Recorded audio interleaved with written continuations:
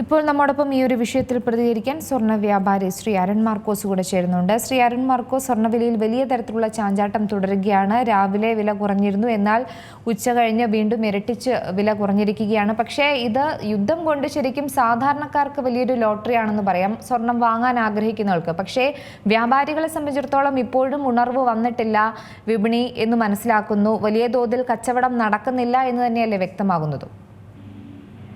കച്ചവടം വളരെ മന്ദഗതിയിൽ വളരെ താഴ്ന്ന നിലയിലാണ് കച്ചവടം നടക്കുന്നത്. ഒരു ദിവസം തന്നെ ഒന്നിലധികം തവണ വില കൂടുകയോ കുറയുകയോ ഒക്കെ ചെയ്യുന്ന ഈ ഒരു പ്രതിഭാസം മാർക്കറ്റിനെ സംബന്ധിച്ച് വലിയൊരു താഴ്ചയിലേക്ക് എത്തിച്ചിരിക്കുകയാണ്. കാരണം ആളുകൾ സ്വർണം വാങ്ങാനായിട്ട് ആഗ്രഹിക്കുന്നവരും വിൽക്കാനായിട്ട് ആഗ്രഹിക്കുന്നവരും വിലയിലുള്ള ഈ വലിയ വ്യതിയാനം മൂലം ജ്വല്ലറികളിലേക്ക് എത്തുന്നില്ല. സ്വർണം വാങ്ങാതിരിക്കുന്ന ആളുകൾ കൂടുതൽ താഴ്ചയിലേക്ക് വില പോകും എന്നുള്ള പ്രതീക്ഷയിൽ അവർ സ്വർണ്ണ ആഭരണശാലകളിലേക്ക് എത്താതിരിക്കുകയും അവർ സ്വർണത്തിന്റെ വില കുറയുന്നതിനായി വെയിറ്റിംഗ് ചെയ്യുന്ന ഒരു പ്രവണതയാണ് കാണുന്നത്. അവർ സ്വർണം വിൽക്കാനുള്ള ആളുകളും ഇപ്പോൾ താൽക്കാലികമായിട്ടുള്ള ഒരു പ്രതിഭാസമാണെന്ന നിലയിലും യുദ്ധം ഒരുപക്ഷെ പെട്ടെന്ന് തന്നെ തീർന്ന് വീണ്ടും പൂർവ്വസ്ഥിതിയിലേക്ക് എത്തും, അതോടുകൂടി സ്വർണ്ണവില വീണ്ടും ഉയരങ്ങളിലേക്ക് എത്തും അല്ലെങ്കിൽ ശക്തി പ്രാപിക്കും എന്നുള്ള ചിന്തയോടുകൂടി അവർ സ്വർണം വിൽക്കുന്നതിനായിട്ടും വ്യാപാര സ്ഥാപനങ്ങളിലേക്ക് എത്തുന്നില്ല. ഇത് രണ്ടും ഇല്ലാതെ വരുന്നതോടുകൂടി സ്വർണ്ണ വ്യാപാരികളെ സംബന്ധിച്ച് അല്ലെങ്കിൽ സ്വർണ്ണ വ്യാപാര സ്ഥാപനങ്ങളെ സംബന്ധിച്ച് വളരെ വലിയൊരു ശൂന്യതയാണ് അനുഭവപ്പെടുന്നത്. നേരത്തെ സ്വർണ്ണവില കൂടിയിട്ട് നിൽക്കുന്ന സമയത്ത് വാങ്ങാൻ ആളുകൾ കുറഞ്ഞാലും വിൽക്കാനുള്ള ആളുകൾ എത്തുന്നത് സ്വർണ്ണ വ്യാപാരികൾക്ക് ആശ്വാസമായിരുന്നു. ഇത് ഇപ്പോഴത്തെ നിലവിലെ സാഹചര്യം സ്വർണ്ണ വ്യാപാരികളെ സംബന്ധിച്ച് വലിയ ഒരു പ്രോബ്ലമായി മാറിയിരിക്കുകയാണ്. ഇത് വ്യാപാരികളെ കൂടുതൽ ദുരിതത്തിലേക്കും കടക്കണിയിലേക്കും തള്ളിവിടുന്ന ഒരു തരത്തിലേക്ക് എത്തിക്കൊണ്ടിരിക്കുകയാണ്. നിലവിലുള്ള ഒരു ചാഞ്ചാട്ടം എങ്ങനെയാണ് നേരിടാൻ നിങ്ങൾ വ്യാപാരികൾ തയ്യാറാകുന്നത്? കാരണം ഈ ഒരു ദിവസം തന്നെ 1ഉം 2ഉം വട്ടമല്ല 3ഉം 4ഉം വട്ടമൊക്കെ ഏറ്റക്കുറച്ചിൽ ഉണ്ടാകുമ്പോൾ അത് വ്യാപാരത്തെ സംബന്ധിച്ചിടത്തോളം വളരെ മോശമായിട്ട് തന്നെയാണ് ബാധിക്കാൻ നിൽക്കുന്നത്. ഈ ഒരു സാഹചര്യത്തിൽ അതിനെ എങ്ങനെയാണ് തരണം ചെയ്യാൻ ഉദ്ദേശിക്കുക? തരണം ചെയ്യുക എന്നുള്ളത് സംബന്ധിച്ച് ഒരു തരത്തിലും വ്യാപാരികൾക്ക് അതിനൊരു കൃത്യമായ ഉത്തരം നൽകാൻ സാധിക്കാത്ത അവസ്ഥയിലൂടെയാണ് പോകുന്നത്. കാരണം വ്യാപാരികൾ ഇതിലേക്ക് തരണം ചെയ്യണമെങ്കിൽ ആദ്യം വ്യാപാരത്തിനായി അല്ലെങ്കിൽ സ്വർണം വാങ്ങുന്നതിന് വിൽക്കുന്നതിനുമായി ആളുകൾ സ്വർണ്ണക്കടകളിലേക്ക് എത്തണമല്ലോ. ഇപ്പോഴത്തെ സ്ഥിതിയിൽ ആളുകൾ എത്താത്തിടത്തോളം കാലം ആളുകളെ എങ്ങനെ എത്തിക്കാം, അല്ലെ ഏത് തരത്തിൽ അതിനുവേണ്ടി പുതിയ സ്ട്രാറ്റജികൾ പ്ലാൻ ചെയ്യാമെന്നതിനെ സംബന്ധിച്ചൊക്കെയാണ് വ്യാപാരികൾ ചിന്തിക്കുന്നത്. പക്ഷെ അവിടെയും ഈ സ്വർണ്ണ വിലയിലെ വലിയ വ്യതിയാനങ്ങൾ കൂടുന്നതാണെങ്കിലും കുറയുന്നതാണെങ്കിലും വലിയ ഒരു വ്യതിയാനങ്ങൾ ആളുകളെ മാറി ചിന്തിക്കുന്നതിനും അല്ലെങ്കിൽ വെയിറ്റ് ചെയ്യുന്നതിനൊക്കെ പ്രേരിപ്പിക്കുകയാണ്. സ്വർണ്ണ വിപണിയെ സംബന്ധിച്ച് എപ്പോഴും വില കുറഞ്ഞിട്ടാണെങ്കിലും കൂടിയിട്ടാണെങ്കിലും സ്റ്റഡി ആയിട്ട് നിൽക്കുന്ന അല്ലെങ്കിൽ ചെറിയ വേരിയേഷൻ, ഒരു ദിവസം 10-20 രൂപയൊക്കെ ഗ്രാമിന് കൂടുന്ന തരത്തിൽ ഒക്കെയുള്ള വേരിയേഷനൊക്കെ ആണെങ്കിൽ ആളുകളെ സംബന്ധിച്ച് അതൊരു പ്രശ്നമല്ല. പക്ഷെ വലിയ വേരിയേഷൻ, ഒരു ദിവസം ഗ്രാമിന് 100-200 രൂപ കൂടുക, 300 രൂപ കുറയുക, അല്ലെങ്കിൽ 1000 രൂപയുടെ അടുത്ത് വരെ കുറഞ്ഞ ദിവസങ്ങളുണ്ട്. അങ്ങനെയൊക്കെ വലിയ മാറ്റങ്ങൾ ഉണ്ടാകുമ്പോൾ അത് വ്യാപാരികളെ സംബന്ധിച്ച് ഒരു തരത്തിലും അതിനെ എങ്ങനെയാണ് പുതിയൊരു സ്ട്രാറ്റജി എങ്ങനെ മേക്ക് ചെയ്താൽ ഇതിനെ അതിജീവിക്കാൻ പറ്റുമെന്ന് ഒരു തരത്തിലും വ്യാപാരികൾക്ക് ചിന്തിക്കാൻ കഴിയുന്നില്ല. അപ്പോൾ അതിന് പ്രത്യേകമായി ഇതിനെ കൃത്യമായ വിലയിലൊരു നിയന്ത്രണമോ കാര്യങ്ങളോ ഒന്നും സർക്കാരുകളുടെ കയ്യിൽ ഇല്ലാത്തതും ഇതൊരു വലിയ കാരണമാണ്. കൃത്യമായ ഒരു നിയന്ത്രണമോ കാര്യങ്ങളോ സർക്കാരുകളിൽ ഉണ്ടായിരുന്നെങ്കിൽ ഒരു ദിവസം ഇങ്ങനെ ക്രമാതീതമായ രീതിയിൽ കൂടുതലോ കുറവോ ഉണ്ടാവുന്ന സാഹചര്യം ഉണ്ടാവില്ലായിരുന്നു.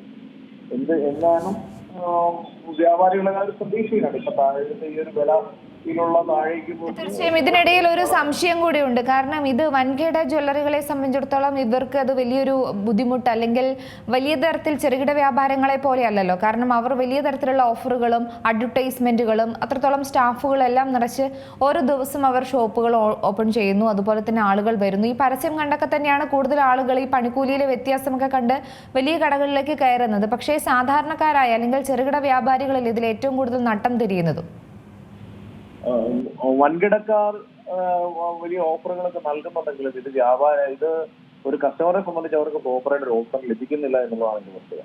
വലിയ ഓഫറുകൾ, വലിയ പരസ്യങ്ങൾ ഒക്കെ കണ്ട് വലിയ ജ്വല്ലറിലേക്ക് എത്തുന്ന ആളുകളെ സംബന്ധിച്ച് അത് അവരുടേതായ ഈ ഓഫർ ലഭിക്കുന്നത് അവർ ഈ വിലയിലുണ്ടാകുന്ന പണിക്കൂലിയിലൊക്കെയുള്ളതാണ് ഓഫറുകൾ കൊടുക്കുന്നത്. പണിക്കൂലിയിൽ പറയുന്ന പണിക്കൂലി എന്നുമായി യാതൊരു ബന്ധമില്ലാത്ത തരത്തിൽ, അല്ലെങ്കിൽ കുറച്ച് സാധനങ്ങൾക്ക് ഒരു പണിക്കൂലി എന്നും ബാക്കിയുള്ള സാധനങ്ങൾക്ക് മറ്റൊരു പണിക്കൂലി എന്നുള്ള തരത്തിലേക്കൊക്കെ സ്വർണം വാങ്ങാനായി വ്യാപാര സ്ഥാപനങ്ങളിൽ എത്തിക്കഴിയുമ്പോൾ ഉണ്ടാകുന്ന വ്യതിയാനങ്ങൾ പലപ്പോഴും കസ്റ്റമേഴ്സിന് ബുദ്ധിമുട്ടുണ്ടാക്കാറുണ്ട്. പിന്നെ ചെറുകിടക്കാരെ സംബന്ധിച്ച് ചെറുകിടക്കാർ ഒരുപാട് ആളുകൾ ഈ മേഖലയിൽ വലിയ കടക്കണിയിൽ ആണ് ഈ വ്യാപാരം നടത്തുന്നത്. ഒരുപാട് ലോണുകൾ എടുത്ത് പണം സ്വരൂപിച്ചൊക്കെയാണ് ഈ സ്ഥാപനം നടത്തുന്നത്. അങ്ങനെയുള്ള ആളുകളെ സംബന്ധിച്ച് കൃത്യമായി ബിസിനസ് നടന്നില്ല എന്നുണ്ടെങ്കിൽ അവരുടെ EMI പോലും പ്രോപ്പറായിട്ട് അടയ്ക്കുന്നതിനോ അവിടുത്തെ ജീവനക്കാരുടെ ശമ്പളം കൃത്യമായി നൽകുന്നതിനോ വാടക നൽകുന്നതിനടക്കം ഉള്ള കാര്യങ്ങൾക്കൊക്കെ പെൻഡിങ് ഉണ്ടാകുന്ന ഒരു സാഹചര്യമുണ്ട്. ഇങ്ങനെ ഒരു മാസം അല്ലെ ഒന്നിലധികം മാസം അതൊരു ബുദ്ധിമുട്ടായി കഴിഞ്ഞാൽ വലിയ ഒരു പ്രശ്നങ്ങളിലേക്ക് പോകും. ഇവർക്ക് പിടിച്ചു നിൽക്കാൻ സാധിക്കാതെ വരും. പലരും ഈ മേഖല വിട്ട് മറ്റു മേഖലകൾ തേടുന്നതിനുള്ള ശ്രമങ്ങൾ നടത്തുന്ന ഒരു സ്ഥിതിവിശേഷത്തിലേക്ക് വരെ എത്തും. പക്ഷെ ഇന്നത്തെ ഈ ഒരു സാഹചര്യത്തിൽ ഏത് ബിസിനസ്സിലേക്ക് പോയാലും ബിസിനസ്സുകളെല്ലാം ഒരു പാടെ തകർച്ചയുടെ ഒരു വക്കിലാണ്. അതുകൊണ്ട് ഇതിനെയൊക്കെ അതിജീവിക്കുന്നത് ഒരു വലിയൊരു ടാസ്ക് തന്നെയാണ്. ആ ടാസ്ക് എങ്ങനെ നമ്മൾ തരണം ചെയ്യുന്നു, കൃത്യമായ യുക്തിപരമായി വലിയ പ്രതിസന്ധികളില്ലാതെ പ്രയാസങ്ങളില്ലാതെ തരണം ചെയ്യാനായിട്ട് സാധിക്കുന്നവർക്ക് മാത്രമേ മുന്നോട്ട് പിടിച്ചു നിൽക്കാൻ സാധിക്കുകയുള്ളൂ. അതിൻ്റെതായ പുതിയ പുതിയ തരത്തിലുള്ള കാര്യങ്ങൾ ആലോചിച്ച് ഇതിന് സംഘടനകളുടെ ഒക്കെ പിന്തുണയോടുകൂടി നമ്മൾ വ്യാപാരികൾ മുന്നോട്ട് പോയി എങ്കിൽ മാത്രമേ ഇനിയും ഈ ഫീൽഡിൽ പിടിച്ചു നിൽക്കാൻ സാധിക്കുള്ളൂ. അതിനിപ്പോ ഓൺലൈൻ രീതിയിൽ കുറെ ജ്വല്ലറികൾ ഒന്നിച്ചു ചേർന്ന ഒരു സംഘടന പോലും ഉണ്ടാക്കി ഓൺലൈൻ സെയിലും പർച്ചേസും ഒക്കെ നടത്തുന്നതിനോ അങ്ങനെ എന്തെങ്കിലുമൊക്കെ പുതിയ കാര്യങ്ങളൊക്കെ ചെയ്തെങ്കിൽ മാത്രമേ ഇനി പിടിച്ചു നിൽക്കാൻ സാധിക്കുകയുള്ളൂ എന്നുള്ളതാണ് വസ്തുത. തീർച്ചയായും ഒരു കാര്യം കൂടെ, ഇപ്പോൾ സ്വർണ്ണ വ്യാപാരത്തെ സംബന്ധിച്ചിടത്തോളമാണ് വലിയ തരത്തിലുള്ള ഭീഷണി നേരിടുന്നത്. ഈ സ്വർണം വിൽക്കാൻ വരുന്നവരുടെ ആളുകളുടെ എണ്ണം കാരണം ഈ 1 ലക്ഷത്തിന് മുകളിലേക്കൊക്കെ സ്വർണ്ണവില പോയിക്കൊണ്ടിരുന്ന സമയത്ത് ഏറ്റവും കൂടുതൽ ആളുകൾ ജ്വല്ലറികളിലേക്ക് എത്തിയിരുന്നത് സ്വർണം വിൽക്കാനായിരുന്നു. എന്നാൽ ഇന്ന് അങ്ങനെയല്ല. അവൾക്കും ആ ഒരു കൂട്ടർക്കും ഈ ഒരു സംശയം നിലനിൽക്കുന്നുണ്ട്. വില ഇനിയും കുത്തനെ കൂടാനുള്ള ഒരു സാധ്യത തന്നെയാണ് അവരും പ്രതീക്ഷിക്കുന്നത്. പക്ഷെ നിലവിലെ സ്ഥിതിഗതികൾ പരീക്ഷിക്കുകയാണെങ്കിൽ അത്തരത്തിലൊരു പ്രവചനം നമുക്ക് നടത്താൻ സാധ്യമാണോ? സ്വർണം വിൽക്കുന്നതിനെ സംബന്ധിച്ച് ഒരുപാട് ആളുകൾ എൻക്വയറി നടത്തുന്നു. പക്ഷെ ഇതിനകത്തൊരു പ്രധാന പ്രശ്നം ഡിമാൻഡ് സപ്ലൈ. ആളുകൾ സാധനം കൊണ്ടുവരുമ്പോഴും നമ്മൾക്ക് വിൽപ്പന നടക്കാത്തിടത്തോളം കാലം വില പ്രോപ്പറായിട്ട് വില നൽകാൻ സാധിക്കുന്നില്ല. വിപണിയിൽ ഡിമാൻഡ് വളരെ കുറഞ്ഞു നിൽക്കുകയാണ്. അതുകൊണ്ട് ആളുകൾക്ക് സാധാരണഗതിയിൽ ലഭിച്ചുകൊണ്ടിരുന്ന അത്രയും ഒരു വില ഇപ്പോൾ ഈ സമയത്ത് വിൽക്കുമ്പോൾ ലഭിക്കുന്നില്ല. അത് കാരണം അതിന്റെ പെർസെന്റേജിലൊക്കെ വളരെ കൂടുതലായിട്ട് കുറയ്ക്കേണ്ട ഒരു സ്ഥിതിയാണ് ഇപ്പോൾ നിലവിലുള്ളത്.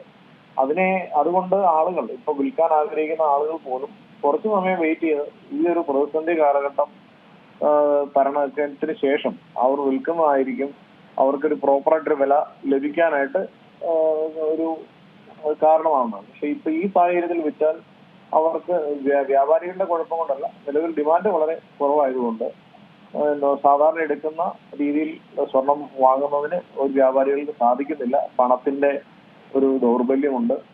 അത് പ്രോപ്പറായിട്ട് അക്കൗണ്ടിൽ നൽകുന്നതിനാണെങ്കിൽ പോലും പ്രോപ്പറായിട്ട് ടൈമിങ്ങിൽ പണം ലഭിക്കാത്ത ഒരു സ്ഥിതിയുണ്ട്. അത് ഏകദേശം ഇപ്പോഴത്തെ ഒരു കണക്കനുസരിച്ച് 1 മാസത്തോളം മുന്നോട്ട് ഈ ഒരു സ്ഥിതി തുടരാനുള്ള സാധ്യത കാണുന്നുണ്ട്. യുദ്ധം എത്രയും പെട്ടെന്ന് അവസാനിക്കുമോ, പൂർണ്ണമായി അവസാനിപ്പിക്കുകയോ പൂർണ്ണമായ ഒരു സമാധാന കരാർ ഉണ്ടാവുകയോ ചെയ്യുകയാണെങ്കിൽ ഈ പറയുന്ന ആശങ്കകൾക്കും ഒക്കെ ഒരു മാറ്റം ഉണ്ടാവും എന്നുള്ള കാര്യത്തിൽ ഒരു സംശയവുമില്ല. പ്രതികരിച്ചതിൽ ശ്രീ അരുൺ മാർക്കോസ്.